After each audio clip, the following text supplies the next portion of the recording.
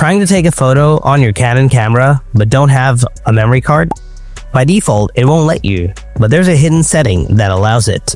It's quick to enable and perfect for testing shots or settings. So let's turn it on right now. First, turn on your Canon camera, then press the menu button. Now select Release Shutter Without Card under the beep option.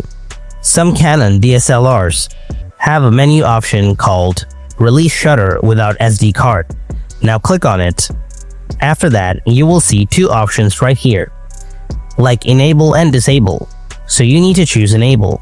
If you enable this setting, your camera will allow you to press the shutter button and will make the shutter sound, giving the impression you've taken a photo, but no image will be saved anywhere. And that's how you can take a photo on your Canon camera without an SD card. Hopefully this method worked for you. If it did, then be sure to hit that like button and subscribe to the channel. Thanks for watching. I'll see you in the next video. Until then, stay tuned and take care.